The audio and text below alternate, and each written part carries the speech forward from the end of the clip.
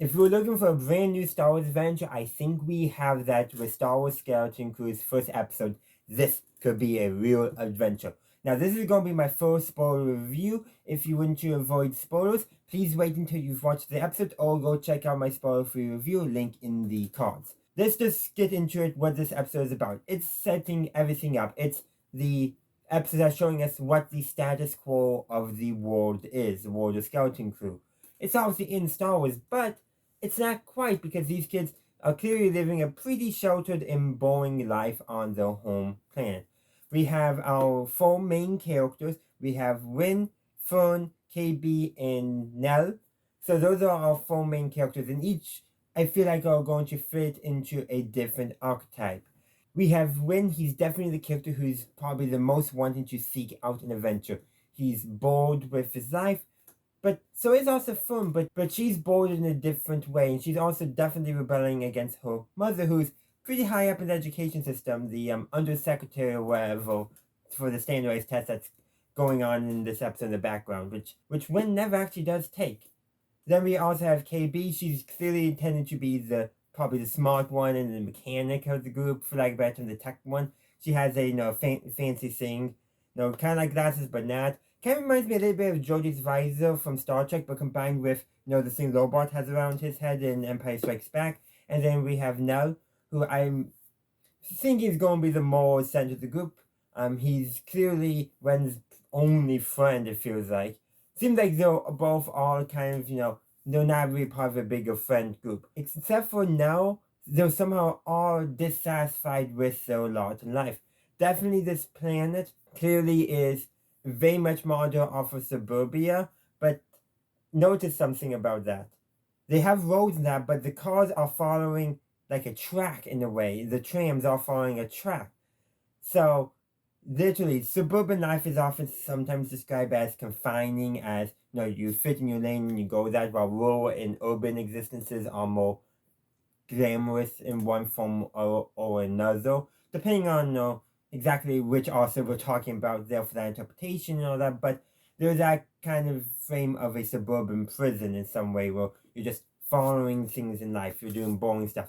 Like for the career assessment test, which is that standardized test, they ask the kids what they want to, be in preparation the day before, of course. Now, when that stuff is asked in our schools in real life, people say things like, I want to be a firefighter, I want to be an astronaut. And maybe some adults like, good luck, especially with the astronaut one, but we're generally encouraging of that, More and more likely somebody says a boring career that's vital but nobody wants to do because it's boring. That's more likely to get kids to look at other kids' view. But here, when Win says that he wants to help others, he doesn't want to be an analyst or anything like that, not only do the other students basically look at him like, why? The teacher, which is just a droid, says, oh, there's safety droids for that, dismissing him. That's very bad educational standards, by the way. Just very bad. No, don't do that in the school. That's how you bully kids and put them down as teachers. There's other ways too, but that's one way. That's supporting them, encouraging their growth. So you can kind of tell that this plan is designed to basically be planet suburbia. Show all the downsides of it, all the problems and boring existence. Now, Skeleton Crew has taken inspiration from a lot of Amblin Entertainment films. So Steven Spielberg's films, some of his films, of course, not all of his. Also the films, Kids Go on Adventure, 80s films like that. So there's a lot of that inspiration there, and the common theme is the kids are living a boring life and they want adventure, and that's what we're getting in this episode.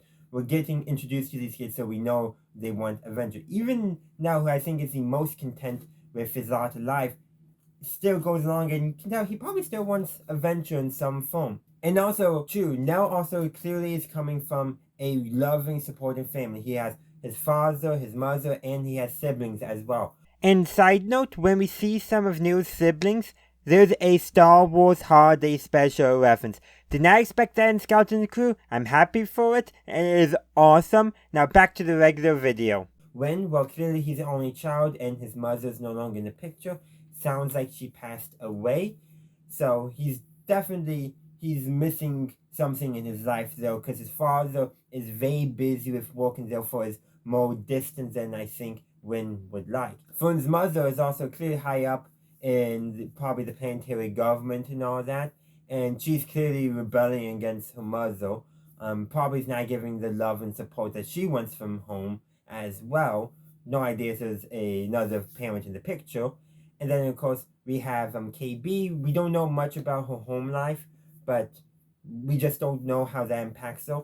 But hey, maybe that's something we'll learn later on as well. She's definitely the character that we get the least insight to in this first episode of our main kid characters. And then, of course, there's also the adventure that they go on because, well, on the way to the school for the standardized test, Wyn gets lost because he oversleeps, misses his tram, and so he tries to take a shortcut, and then he discovers something. He thinks it's the Jedi Temple. His father doesn't believe him because his father is like, you missed your test. You're lucky that you get another chance, but you have to get. But I was able to only get it so that way you have to get every question right in order to even pass. So yeah, not very supportive. Doesn't listen because like he was late to school. Why was he late to school? That's the important thing to understand. Like he says, I found something in the woods. I missed it. Just say I overstepped. I took a shortcut through the woods and I found something, and I got caught in a ravine. He could have said something like that, but he didn't. But again, he's a kid. He's looking for adventure and all that. So it makes sense. An adult might have been smarter, but this is a kid. And especially a kid who, in the episode, the other kids call him immature. And yeah, maybe he is a little immature, but there's nothing wrong with him wanting to help others. But maybe obsession with, wanting to be a Jedi. He says he doesn't, but I bet he does. Might be, it's definitely a thing impacting his choices even subconsciously, but he could grow up a little bit, learn to take a little more responsibility, and then maybe he will have better time explaining what actually happened rather than being dismissed out of hand by his father and the proctor. Not called principal, or it could be the proctor because the proctor is administering the test that he missed. Could go either way. So there's that going on as well. And they find, then eventually all four of our main characters converge, and yeah, they'll know some classic middle school behavior, that classic middle school behavior of boys versus girls and all that, and each other thinking the others are dumb, that kind of stuff. Anyhow, they get inside wherever Wyn found, and well, Wyn's still thinking it's a Jedi temple. It's not. It's a ship. It's, as we go more, it figure out a ship, and it's also upside down as well. And there's a droid on board, but they accidentally get locked in. They do chase a power conduit, and they reactivate the ship, and they do try to get out, but Wyn presses a button. He says he didn't, but he presses a button, and somehow that started the ship leaving on autopilot, leaving the plane.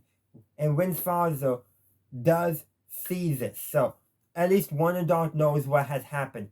Hopefully, everyone else listens to Wyn's father. So they leave the planet, and the droid also reactivates, so they have not interacted with the droid reactivated yet. And the shot of them going into hyperspace, first, I should say before they even get there, first is what they describe as a barrier around the planet. I'm wondering if very few people leave the planet. I wonder if the government of that planet makes people think it's impossible to leave. They go through the barrier no problem, but they act like it's going to be devastating, that they're going to get destroyed. I'm thinking there's a government conspiracy that keeps people from leaving the planet, except for a few select people. They obviously know about the Jedi, but do they know about the Empire? Do they know about the New Republic? I kind of get the impression they do, but kind of not. So something's weird going on with the planet. These kids, I don't know about the wider galaxy. Only KB knew that what they were seeing in once they passed through the barrier was stars.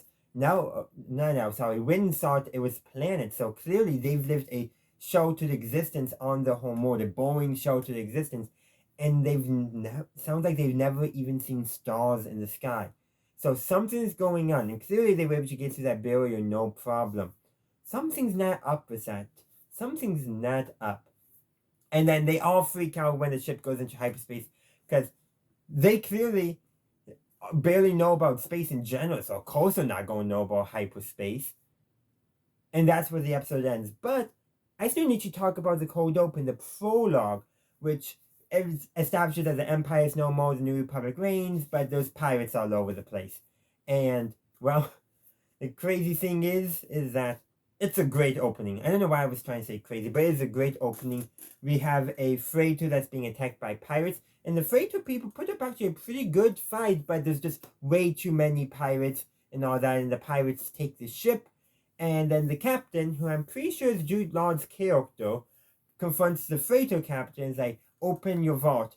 Basically, he's trying to, apparently, they've not been making good loot lately and all that with some of the other picks, so they're hoping that this ship in its vault has lots of credits. The captain says they don't have any credits. There's one credit. One credit. And then the crew turns on the captain, who again I think is I'm pretty sure is a Jude Law's character, and I think the person who's like a Wolfman type thing, who I think is the number 2 guy, I think he's going to take control of the pirates, and then they're going to maroon Jude Law's character somewhere, and he's going to bump into these kids, and they're going to use these kids to somehow get something. I'm not sure. I know some people are speculating that his character might have been Force sensitive or a Jedi. It's possible that he may be Force sensitive, but I'm pretty sure he's the captain character. I could be wrong. I did not pay attention to the credits because I wanted to keep this speculation open. I am going to go watch episode 2 once I finish recording this. So that's pretty much all I have to say, but to summarize, this episode I think did a really good job at introducing us to the world these kids are from, introducing us to the kids. I have a sense of who each kid is and how they're going to play into the group dynamic. We also got some impression on what could be some of the threats that we're going to be facing, as well as hints that everything on the home world is not as it seems. But that's where I'm going to leave you guys, and I want to hear from you. What did you think of this could be a real adventure in the comment section down below? And stay tuned for my review of episode 2, which should be coming out probably by the time you're finished watching this video.